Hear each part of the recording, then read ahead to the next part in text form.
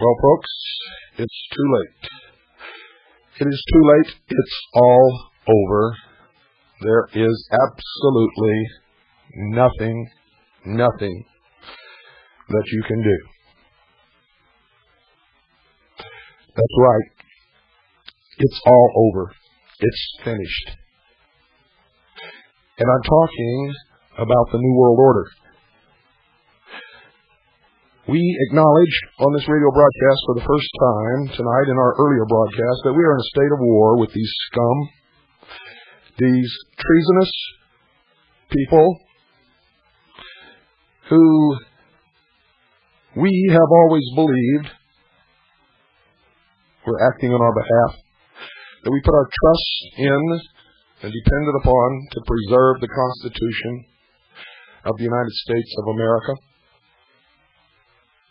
It's all over for them, for I have in front of me almost 400 pages of documents which prove beyond any shadow of a doubt that this is not only a conspiracy, but it's going on and on and on for a long time. I began reading a document prepared by the State Department on the orders of Harry Truman, introduced by Harry Truman and signed by Harry Truman as the policy of the United States of America, which outlines, even in the Truman administration, a plan to bring about a one-world government by the slow encroachment upon the freedoms guaranteed under the Constitution to the people of the United States of America. Almost everyone who has served in our government during, before, for a small period of time, and after World War II have been traitors. What you see ruling from within the boundaries of the Federal District of Columbia in Washington, D.C., is not the constitutionally legal instituted government of the United States of America. It is a counterfeit, treasonous organization bent upon the destruction of the Constitution in the United States of America with the aim of creating a one-world totalitarian socialist government under the United Nations. It has been a carefully carried out plan by the highest members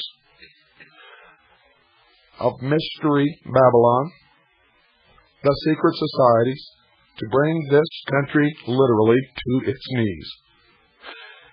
It is not conjecture. I'm not making this up. It is not fantasy. I wrote about it in my book. No one believed it. We have been for the last several years compiling the proof, the documentation, and I now have it in front of me. And you, scum, socialist, communist, illuminated ones, with your black helicopters and your torches, will do you no good to come after me, for we have made 100 copies of this information and distributed it to 100 of our most trusted intelligence operatives of the Citizens Agency for Joint Intelligence. If anything happens to me, the next man in line will stand up and begin disseminating this information just as I am doing tonight. In the first hour, at 6 p.m. Mountain Standard Time, I read approximately half of the document which convicts Harry Truman, in his own words, of treason. And I will begin again in just a few moments with the second half of that document and attempt to finish it before the end of this broadcast. I renounce the counterfeit, phony, illegal, unlawful, and unconstitutional government of the United States of America within the district known as the Federal District of Columbia, Washington, D.C. I renounce it. I will not support it, not with one penny of my income, not with 1 ounce of effort from my body or from my family or from my efforts, or with words. I renounce you. I reject you. You have declared war upon me. I accept your declaration of war. And from now on, I will do everything in my power everything that I can to awaken the sheeple in this country and let them know what has happened.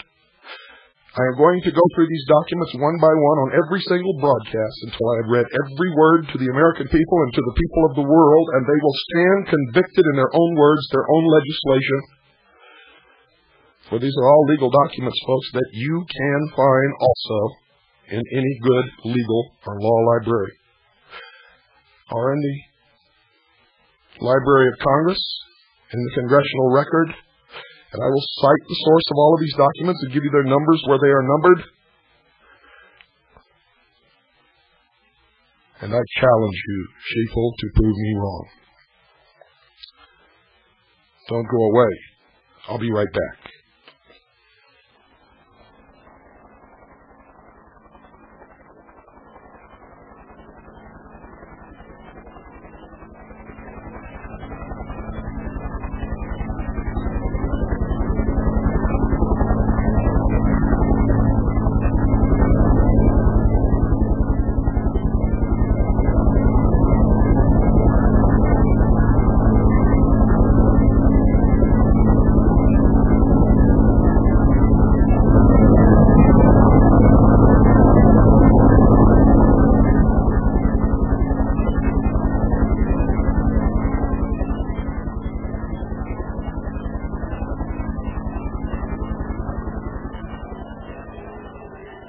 I continue from our earlier broadcast, reading from our foreign policy, published by the Department of State publication. It is numbered 3972. It is the Department of State publication 3972. You'll notice, ladies and gentlemen, that they started jamming tonight after I began broadcasting this information. They will not be able to stop it no matter what they do. It's all over for them. They are traitors. They're engaged in an act of extreme treason that has expanded many, many years. And they will pay for it. It's from the General Foreign Policy Series 26, released September 1950. Division of Publications, Office of Public Affairs. This was ordered to be written by Harry S. Truman, and it is signed by him. Make sure you have pen and paper by your side, ladies and gentlemen, and listen very carefully. Listen very carefully. I continue. What had the program cost in the first 3 years? In round figures, the sum total of American aid to Greece and Turkey, both civilian and military, was about $1.8 billion with a B dollars. Somewhat less than 1% of the American national income in the year 1950. Americans could judge whether the Truman Doctrine had been a good investment in peace and security. In coming to the aid of Greece and Turkey, the United States had to act quickly and alone to deal with a threat to the peace. Our action was effective, but we knew that it was not a satisfactory substitute for collective action, or the ultimate solution of the problem of threats to the peace. Even as the Greek-Turkish aid program was getting underway, we continued our search for a better way, a collective way to meet the kind of situation that had arisen in Greece and Turkey. The United Nations Charter had suggested one means in the form of regional arrangements for settling local disputes under the general authority of the Security Council. The American republics had laid the foundation for such a regional arrangement in 1945 in the Act of Chapultepec. In the summer of 1947, they embodied it in an inter-American treaty of mutual assistance known as the Rio Pact. This pact made history for it set up the first machinery for collective action in case of an attack on an American state from either inside or outside the Western Hemisphere, and the concept of regional government was born. Nearly 2 years were to pass before the nations of the North Atlantic were to agree on a collective defense arrangement of the same general kind. Meanwhile, Soviet pressure on Western Europe was mounting. North Atlantic defense. In September 1947, the Soviet bloc declared that it would fight the Marshall Plan and establish the Cominform as a sort of general staff to mastermind the situation. And I'm going to skip to page 58. In addition, $4 billion was asked. The communist forces had shown that they were ready to embark on reckless adventures in military invasion. There was no telling where they might strike next. In general, the pattern of military aid is similar to economic aid. As in the European Recovery Program, the United States made a separate agreement with each country receiving aid. Each agreement reflected the needs of the particular country, what it could do for itself, and what was necessary in the way of help from the United States. In every case, we reserved the right to make the final decision. Following the economic aid pattern, military assistance is based on a coordinated European plan. Part of our aid is in the form of finished weapons. Some of it consists in raw materials, which can be manufactured by the receiving countries. The Mutual Defense Assistance Program is designed to supply a major missing component for successful defense of the North Atlantic community.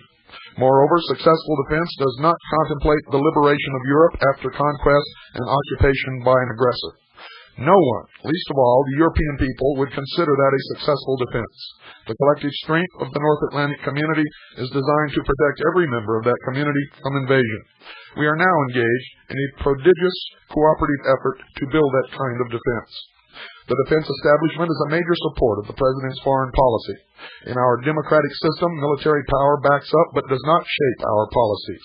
The responsibility for maintaining adequate military forces is put by law in the hands of the Secretary of Defense. But in practice, it is often the Congress that shapes our defense by granting or denying the money to pay for it and by limiting its appropriations to certain specific purposes. Since the war, our commitments abroad and the troubled state of the world have made it necessary for us to support the largest defense force and the largest military budget in our peacetime history. One of our commitments is to occupy Germany and Japan until satisfactory peace treaties can be made. Another is to man the bases we would need in time of war and to maintain the lines of communication with our men overseas. General Bradley explained our approach to the defense problem when he said, "Our basic military structure consists of two main elements, the forces in being and the mobilization base, because the United States will not make war of its own volition, a fact as apparent to any aggressor as it is to us.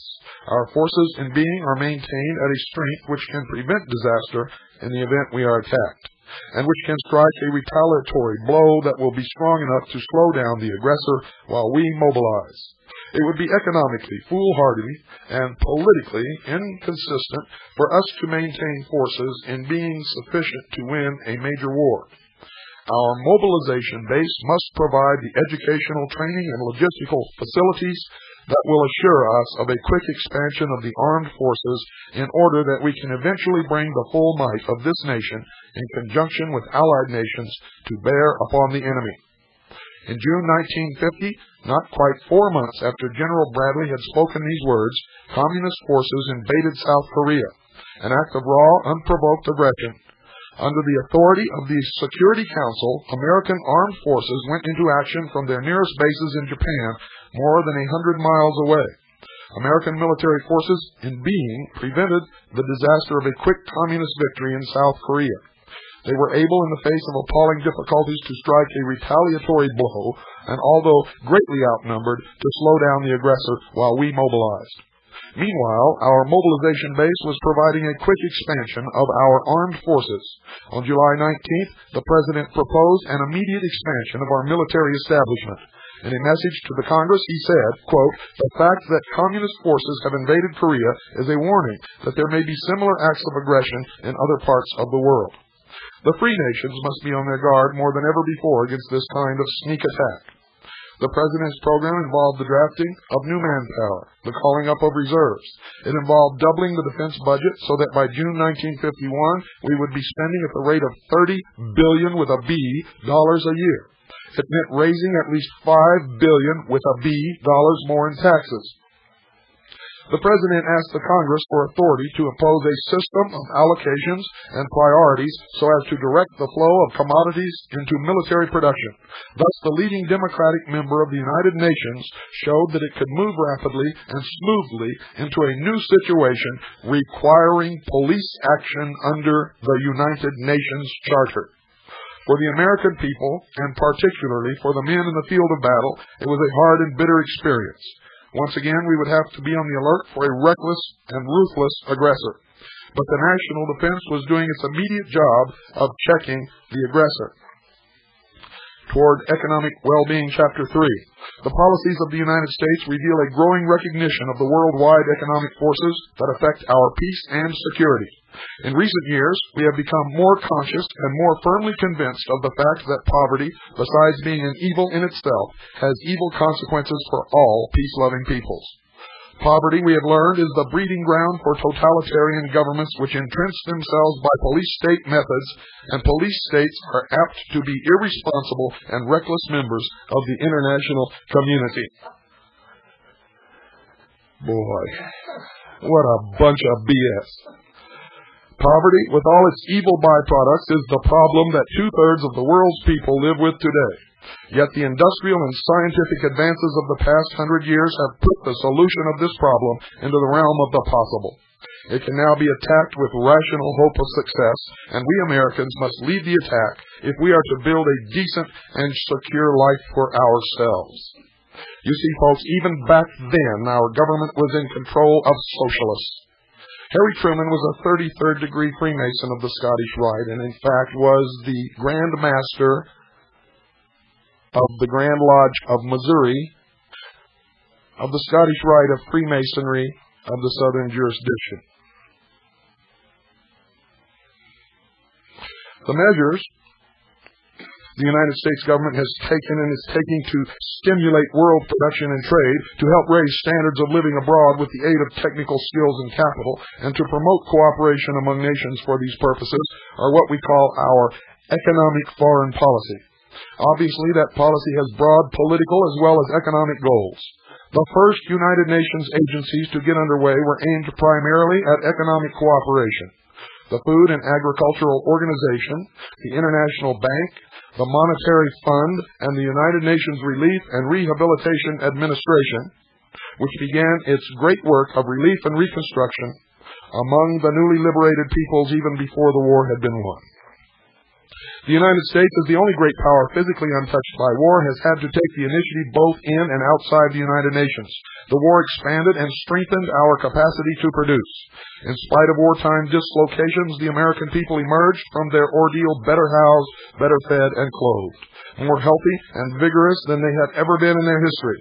In 1945, a prosperous, strong, and healthy United States looked out on a world in poverty and chaos. The situation we saw had been aggravated but not caused by war. The years between the two world wars were years of depression and bitter economic warfare among nations, including our own. More bullshit. The economic depression was caused by the recall of reserves from the banks by the Federal Reserve in the United States of America and spread to the rest of the world. Socialists know how to lie better than anybody on the face of this earth, ladies and gentlemen. In those years, Europe was able to balance its trading accounts only with the help of its foreign investments, and because the world prices of the raw materials on which its existence depended were abnormally and unhealthily low. Already in those years, the systems of empire which had contributed so much to Europe's wealth and to the flow of world trade were beginning to shift uneasily on their foundations. The impoverished people of Asia were already in ferment, and so the problem of the post-war world of 1945, with its hungry and homeless and jobless millions, was not so much to restore an old economic order as to create and build a new and better system which would offer a more decent livelihood and a more secure future to the people of the world. The design of this new and better international economy has now begun to take shape. Its outlines can be seen in the foreign economic policies of the United States. These policies have three broad purposes. First, to help rebuild the great European workshop on more modern lines. Second, to help create new workshops, new sources of wealth in the underdeveloped areas of the world. And third, to open up the channels of world trade so that the fruits of production can be more widely distributed and enjoyed. They call that a redistribution of wealth, folks. And their so-called foreign policies, the foreign economic policies of the United States, wherever they were implemented, resulted in a communist takeover in every instance. European reconstruction.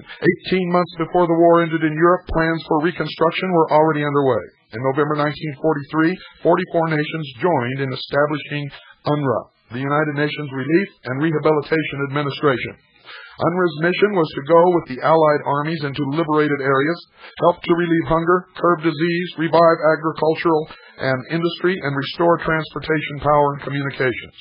Between 1944 and 1947, the United States financed about 70% of UNRWA's work. In addition, we furnished direct aid to our European allies through a series of relief programs known as interim aid. By 1947, post-war European aid had already cost the United States $11 billion, and the entire Eastern Bloc had fallen to communism. That was my comment, folks. I continue. American food and materials had prevented starvation and staved off revolution in Europe, but they had not produced genuine recovery or the prospect of it. Because our aid had been granted piecemeal, it had made no dent on the jungle of European trade barriers. It had not gone hand in hand with necessary tax, land, and currency reforms. Each European nation was struggling to recover within its own economic straitjacket. Moreover, continuous communist agitation weakened the European governments and discouraged reforms. The Iron Curtain had cut off supplies of food and markets on which Western Europe had always depended. The terrible winter of 1946 and 47, which blanketed Europe with snow and ice, brought the life of the continent almost to a standstill. As the people struggled against cold, hunger, and darkness, new plans were taking shape in the United States. On June 5, 1947, the American Secretary of State, General Marshall, in his famous speech at Harvard, suggested a different approach to the problems of Europe. He declared an end of stopgap measures. He said any assistance that this government may render in the future should provide a cure rather than a mere palliative. This is the man, ladies and gentlemen, who gave all the captured munition stores of the Japanese government to Mao Zedong, and with a stroke of a pen withheld any supplies of ammunition to Chiang Kai-shek, resulting in the loss of the entire Chinese Asian continent to communism. I continue. He urged the European nations to draw up a joint plan for recovery, and he pledged solid American backing for an all-out effort by the European nations to rise together. The response was immediate. On July 12th, 16 European nations gathered around a conference table and began to prepare a cooperative recovery program to submit to the United States. It became a Western European program only because the Soviet Union had walked out of initial meetings and refused to allow any of her satellites to take part. The 10 months that followed Secretary Marshall's proposal were months of intensive planning on both sides of the Atlantic. Rarely has an American policy been so carefully studied or so widely debated by the people and the Congress. The Harriman Committee of prominent citizens, headed by the Secretary of Commerce, studied Europe's needs and Americans' ability to meet them. The Krug Committee of government specialists studied the effects of the plan on American resources. The President's Council of Economic Advisors studied its impact on the United States economy. The Congress considered all these findings, held extensive public hearings, and made additional studies of its own. On April 3rd, the President approved the, quote, Economic Cooperation Act of 1948, unquote. This act authorized a 4-year program of aid to 16 European countries, Western Germany and the Free Territory of Trieste. It declared that the restoration or maintenance in European countries of principles of individual liberty, free institutions, and genuine independence rests largely upon the establishment of sound economic conditions, stable international economic relationships, and the achievement by the countries of Europe of a healthy economy independent of extraordinary outside assistance. It called for a European recovery plan. Based upon a strong production effort, the expansion of foreign trade, the creation and maintenance of internal financial stability, and the development of economic cooperation, including all possible steps to establish and maintain equitable rates of exchange and to bring about the progressive elimination of trade barriers. The Europeans declared the same purposes in setting up their own joint organization to plan and direct recovery, the OEEC, or Organization for European Economic Cooperation.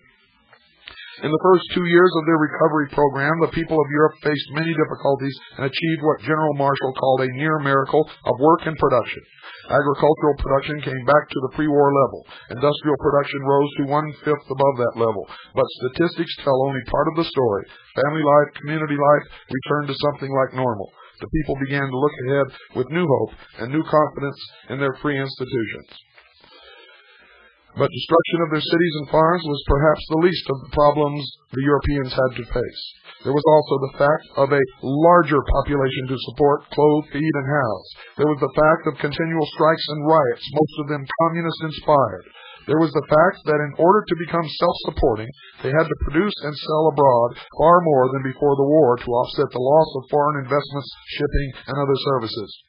Most challenging of all and most difficult for Americans to appreciate was the problem of abandoning old habits of producing and trading, the problem of shedding the economic straitjackets of commercial and currency restrictions by which each nation had sought to protect itself. Paul Hoffman, head of the Economic Cooperation Administration, emphasized the need to shape Western Europe into a single market, like that of the United States, in which goods, people, and money could circulate freely. And you guys thought the EEC was a new idea, didn't you? I continue. But only the Europeans themselves could accomplish this declared purpose. During 1949 and 1950, there was slow but steady progress in the direction of creating a single European market. This progress reflected the growth of economic stability and confidence in Europe. Governments were beginning to consider trade concessions and reforms that would have seemed impossible only 2 years earlier. The OEEC called on its members to abolish of their own accord as many of their quantitative import restrictions, quotas, as possible.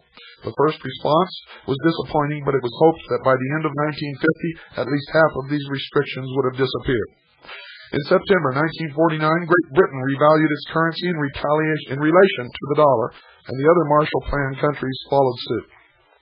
The effect was to cut the prices of European goods in dollar markets and to improve the European export position. But it was recognized that the logjam of intra-European trade would not be broken until a way had been found to make European currencies freely interchangeable. A plan for doing this was finally approved in July 1950, and a European Payments Union was established. The EPU is, in effect, a clearinghouse for inter-country payments and claims arising out of Western European trade and financial transactions. It was hailed on both sides of the Atlantic as a long step toward European integration. Paul Hoffman maintains that European recovery has not cost the American taxpayer a nickel. He bases this statement on the conviction that but for the economic and political revival of free Europe, the United States would have had to spend many billions more on armament. In short, American aid has saved Europe not only from economic collapse, but also from communist domination. The dollar cost of the recovery program in its first 3 years was expected to be around $11.5 billion with a B dollars. The return on this investment is in terms of a strong, free Western Europe, physically and psychologically prepared to assume a large share of the burden of its own defense. Let's skip to page 72. The British government had decided to adopt a wait-and-see policy since they were unwilling to commit themselves to what was still a relatively abstract proposal. An idea as bold and radical as this was bound to run into criticism. The dread word cartel was raised, with its suggestion of monopoly, concentration of power, restricted production, and high prices. But advocates of the plan pointed out that a cartel can be a benevolent organization if its purposes are to expand production, broaden markets, and bring down prices. These are the declared purposes of the Truman Plan. To see that they are carried out, an international authority would be created to oversee the plan and to report its progress to the United Nations. The United States government gave the idea warm approval and support, for it saw great promise in the proposal. The promise was that Germany and her European neighbors might, by merging their major industries, evolve a relationship so close and a community of interest so strong that a war between them would become not only unthinkable, but impossible. The generous and enlightened French proposal might indeed mark the end of an ancient hostility and the beginning of a new era in Western Europe.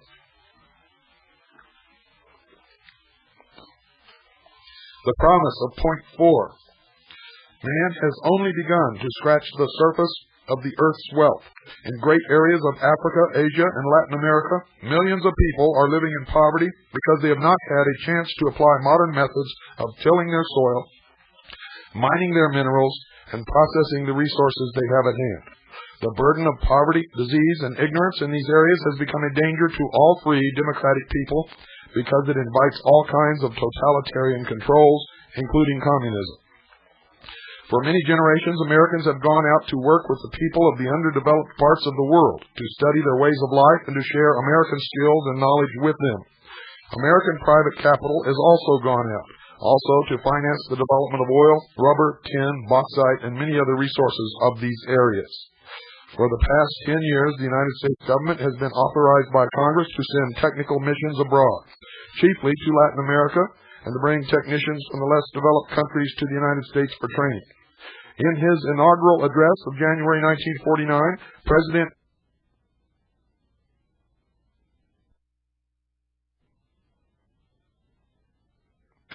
and I've got to do it just as quickly as I possibly can. We must embark, said Mr. Truman, on a bold new program for making the benefits of our scientific advances and industrial progress available for the improvement and growth of underdeveloped areas. We should make available to peace-loving peoples the benefits of our store of technical knowledge in order to help them realize their aspirations for a better life, and in cooperation with other free nations, we should foster capital investment in areas needing redevelopment. Our aim should be to help the free peoples of the world through their own efforts to produce more food, more clothing, more materials for housing, and more mechanical power to lighten their burdens. The Point 4 undertaking, as the President conceived it, has two distinct but closely related elements. One is technical cooperation, which means the use of skills and scientific knowledge to help people raise their standards of living. The part of the program costs relatively small amounts of money for the salaries of technicians and the equipment they use. The other element is large-scale development requiring sizable amounts of money in the form of investment capital. The underdeveloped areas themselves can supply some but not all of the necessary capital. Foreign capital is needed, and it can come from three sources: the International Bank for Reconstruction and Development, the Export-Import Bank of the United States, and from private banks and investors. Because of uncertainties and tensions in the world, and because of conditions in the underdeveloped areas, private investors have not been eager to risk sending their capital abroad in large amounts. The United States government is trying in various ways to reduce some of the risks. For example, the State Department is negotiating new treaties with foreign governments guaranteeing certain kinds of protection to American investors so that they will not be discriminated against but will receive the same treatment as nationals of the country. New laws are being considered which would allow the Export-Import Bank to sell an investor certain kinds of insurance specifically against expropriation, confiscation, and seizure, and against inability to convert local currencies, meaning inability to take profits out of the country. But even with this kind of protection, it is not likely that large amounts of private investment capital will flow to the underdeveloped areas in the near future. Fortunately, the work of technical cooperation can go forward without delay, and it can, in fact, help to create the kind of world climate, and more particularly, the kinds of local conditions which encourage investment. For experience shows that certain basic services like public health, sanitation, literacy, good communications, and good public administration are usually the necessary forerunners of large-scale development projects. These are among the services that the Technical Cooperation Program helps to create or improve. Congress put its approval on the program in April 1950 and gave the State Department the job of directing the work of technical cooperation. Many agencies of the government and many private organizations are already carrying on this kind of work. Under the new program, the work will be broader and more closely coordinated so that it can become in time a major national effort. For the first year's budget, the Congress appropriated $34.5 million. That's $34.5 million. Roughly a third of this budget is pledged to the support of a United Nations technical cooperation program. Americans have never claimed a monopoly of technical skills. Our experts are, in fact, quick to recognize the preeminence of other nations in certain fields. For example, the Norwegians in the science of fishery, the British in some aspects of tropical medicine, the specialized agencies of the United Nations, such as the Food and Agricultural Organization and the World Health Organization, are in a position to draw on the skills of many nations as well as their financial support. At a special meeting of the United Nations in June 1950, 50 nations pledged $20 million for the first year of the United Nations program. Some of the pledges came from nations on the receiving end of technical aid. Technical cooperation is not something to which you can apply a set of rules, but certain basic principles can and should guide the work. One of these is the principle of self-help. The United States offers its skills only where they are plainly wanted and only where people have shown that they are ready to help themselves. When this readiness exists, and it usually involves breaking with old habits and traditions, then technical cooperation brings good and often quick results. Another guiding principle of this work is to start where people are, to help them solve their own problems in their own way, and not to impose ideas or methods which are alien to their character and their own desires. Americans have always been interested in dealing with other people as people, not as pawns in some international game of power politics. All through the history of our international relations runs the thread of a consistent attitude and purpose to work with others, to cooperate but not to dominate. This is the paramount principle which guides the Point 4 program. I wonder who out there is going to believe that. I continue. The character of the program has sometimes been misunderstood. It has been called a big money program, a means of scattering dollars around the world. Obviously, it is not that, but a means of spreading ideas and skills. It has been called a welfare program. Obviously, it is that, in the best sense of the word. Some people have asked, why should we help the people of these underdeveloped areas to raise their standard of living when we have plenty of Americans who need that kind of help? The answer, of course, is that we can do both, and we are, in fact, doing both, and that is a total lie. I continue. Many Point 4 projects are patterned on, for example, the work we are doing right here at home in soil conservation, irrigation, and public health. All such programs, both at home and abroad, enlarge our experience and our knowledge. The exchange in ideas and skills is a two-way traffic.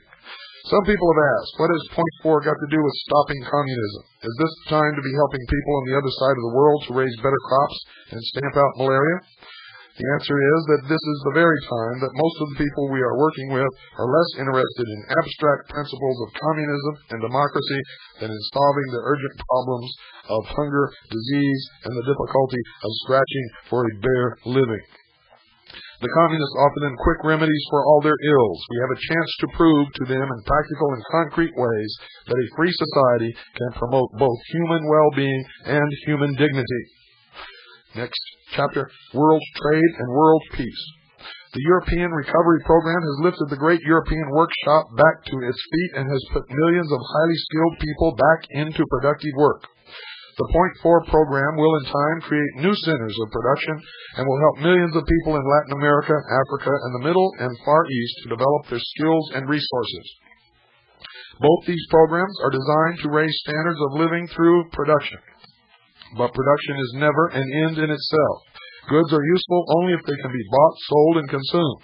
The peace and well-being of the world depends on trade, on a healthy, expanding trade by which wealth can circulate freely to the widest possible extent and create a demand for new wealth. International trade, therefore, is a second major concern of our economic policy.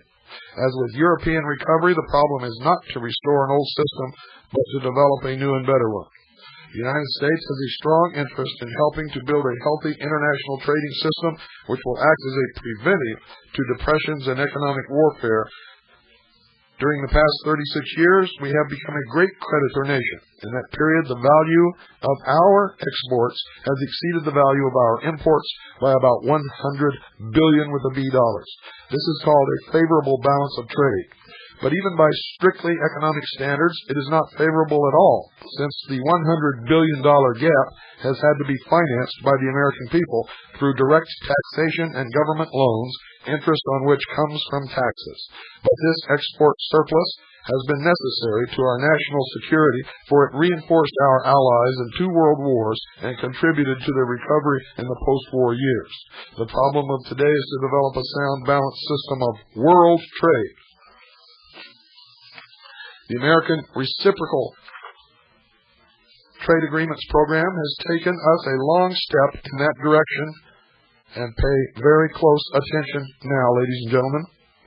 It reversed the high tariff policy of the 1920s and set us firmly on the road toward a more enlightened policy of opening up the channels of world trade.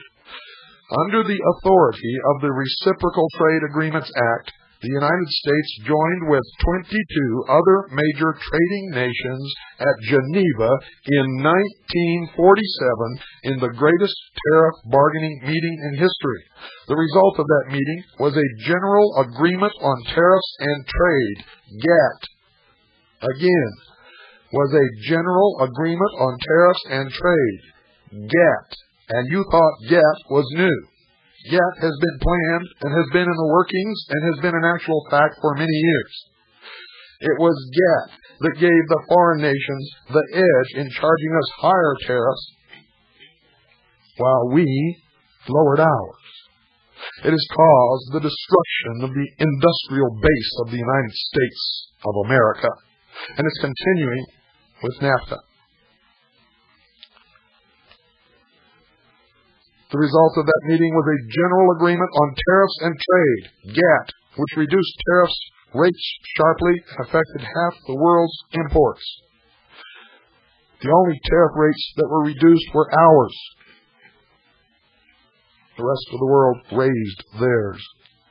The same bargaining process was repeated at Annecy, France in 1949 with 11 more countries present.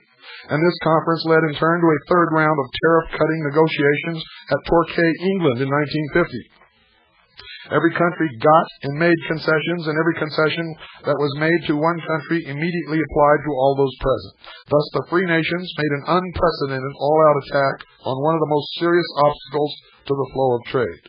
But even more stubborn obstacles remain to be overcome. Today, anyone who tries to buy or sell across national boundaries can still become entangled in a jungle of government controls in the form of quotas, customs regulations, and currency restrictions.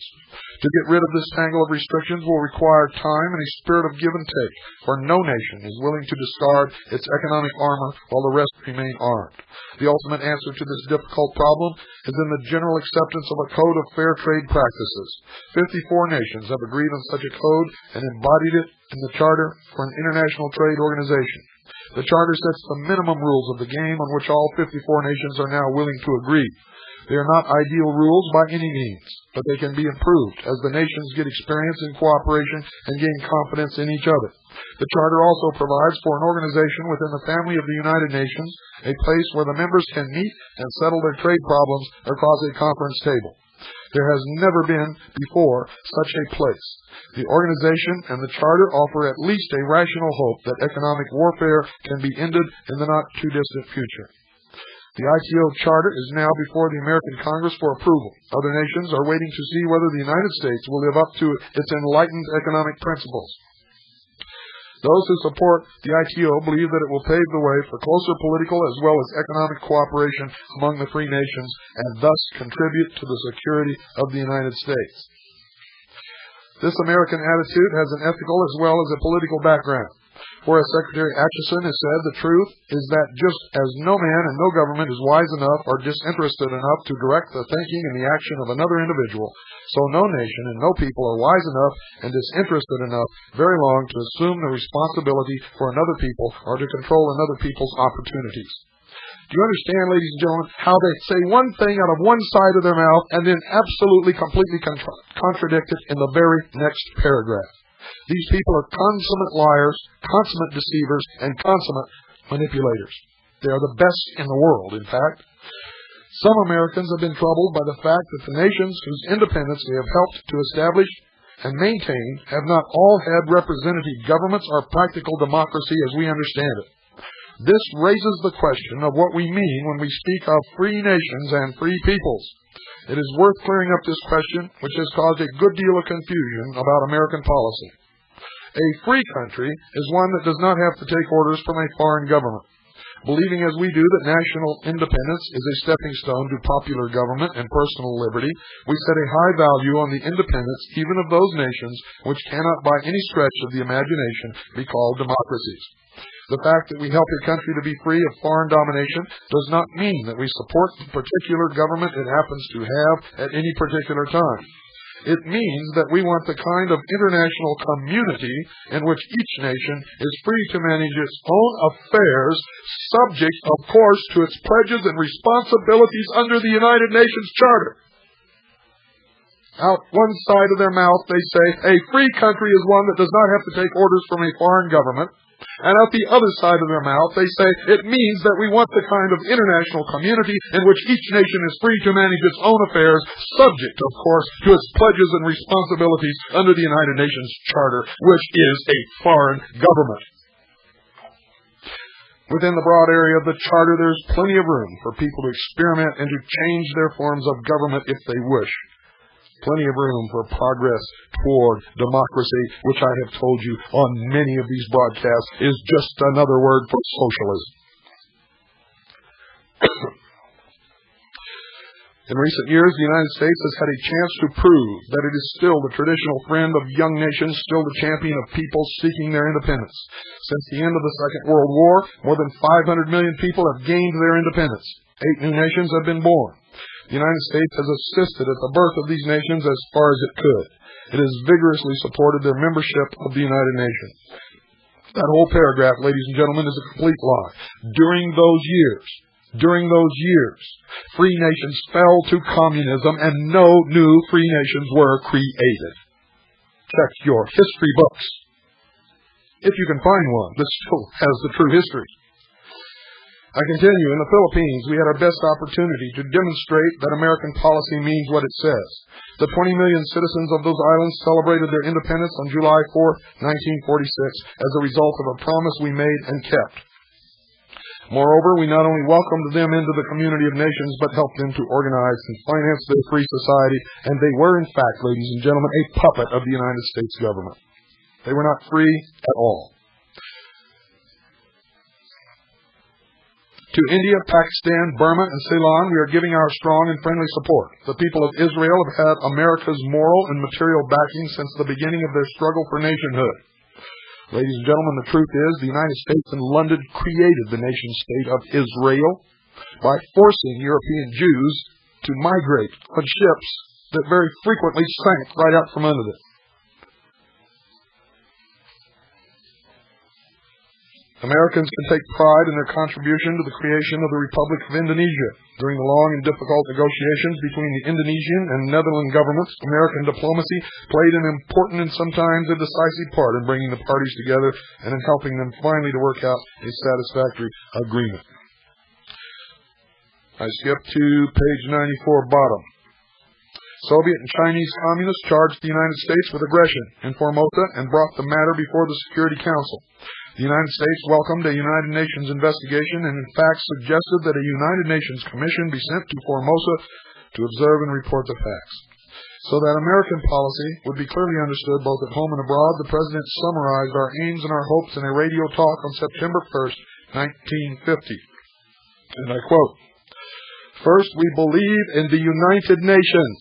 Notice the first thing that President Truman said, the first thing out of his mouth is, quote, first, above everything else. First, we believe in the United Nations. When we ratified its charter, we pledged ourselves to seek peace and security through this world organization. We kept our word when we went to the support of the United Nations in Korea 2 months ago. We shall never go back from that pledge. Second, we believe the Koreans have a right to be free, independent, and united as they want to be under the direction and guidance of the United Nations. We, with others, will do our part to help them enjoy that right. The United States has no other aim in Korea. Third, we do not want the fighting in Korea to expand into a general war. It will not spread unless communist imperialism draws other armies and governments into the fight of the aggressors against the United Nations, which isn't even a country. Fourth, we hope in particular that the people of China will not be misled or forced into fighting against the United Nations and against the American people. In that paragraph, folks, they have really stated their real meaning. For the meaning of that sentence is that the United States and the United Nations are one and the same. I'll read it again, just in case you sheeple miss it. Fourth, we hope in particular that the people of China will not be misled or forced into fighting against the United Nations and against the American people. Only the communist imperialism, which has already started to dismember China, could gain from China's involvement in war. Fifth, we do not want Formosa or any part of Asia for ourselves. We believe that the future of Formosa, like that of any other territory in dispute, should be settled peacefully. We believe that it should be settled by international action and not by the decision of the United States or of any other state alone. International action, ladies and gentlemen, means the United Nations, which means the United States. The mission of the Seventh Fleet is to keep Formosa out of the conflict. Our purpose is peace, not conquest. Sixth, we believe in freedom for all nations of the Far East. That is one of the reasons why we are fighting under the United Nations for the freedom of Korea. We helped the Philippines become independent, and we have supported the national aspirations to independence of other Asian countries. Russia has never voluntarily given up any territory it has acquired in the Far East. It has never given independence to any people who have fallen under its control. We not only want freedom for the peoples of Asia, but we also want to help them secure for themselves better health, more food, better clothes and homes, and the chance to live their own lives in peace under the United Nations. The things we want for the people of Asia are the same things we want for the people of the rest of the world. Seventh, we do not believe in aggressive or preventive war. Such war is the weapon of dictators, not of free democratic countries like the United States. We are arming only for defense against aggression. Even though communist imperialism does not believe in peace, it can be discouraged from new aggression if we and other free peoples are strong, determined, and united. Eighth, we want peace, and we shall achieve it. Our men are fighting for peace today in Korea. We are working for peace constantly in the United Nations and in all the capitals of the world. Our workers, our farmers, our businessmen, all our vast resources are helping now to create the strength which will make peace secure and get this, folks, the rights of man. The United Nations Charter pledged all its signers to respect and promote human rights and fundamental freedoms, but it did not define those rights and freedoms. One of the first tasks of the United Nations, therefore, was to get general agreement among its members on what those words meant. To be realistic, such an agreement would have to express the honest beliefs and aims of all the nations that put their names to it. It must, in short, be a common denominator of conviction rather than a pious hope. The United States worked hard for such an agreement. American organizations gave it vigorous support, and our American chairman, Mrs. Franklin Delano Roosevelt, guided its progress through the Human Rights Commission. In 1948, the General Assembly approved the first International Declaration of Human Rights. The next step is to get the principles affirmed in the Declaration accepted in practice as part of the constitutions and law of nations.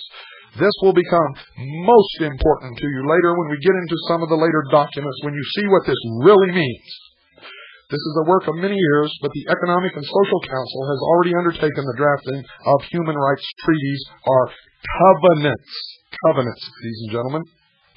Remember when William Clinton, the communist, socialist, Marxist, draft-dodging, lying scum who pretends to be the President of the United States of America, but who is really the President of a criminal, counterfeit government, which has relegated our Constitution and Bill of Rights to the trash can.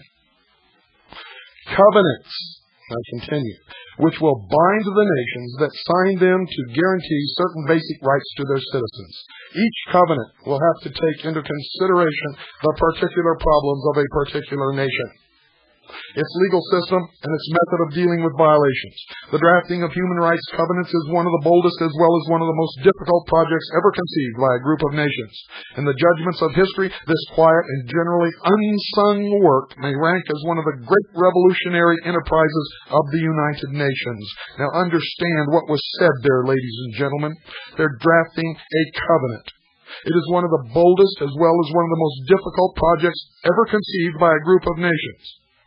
Now listen, in the judgment of history, this quiet and generally unsung work may rank as one of the great revolutionary enterprises of the United Nations, and that is in the symbology and the words of the mysteries.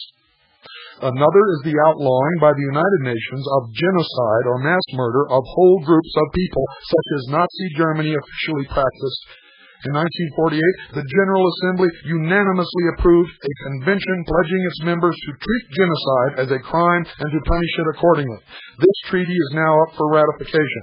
Since then, ladies and gentlemen, it has been ratified, and nobody wants to see anybody eliminated. Nobody wants to see genocide enacted on any people. But when you read this treaty, you will understand that it suggests citizens of the United States of America to be arrested by the United Nations and tried in a United Nations court anywhere that they deem that they want to try that citizen just for saying a word that hurts the feelings of someone else of a different group.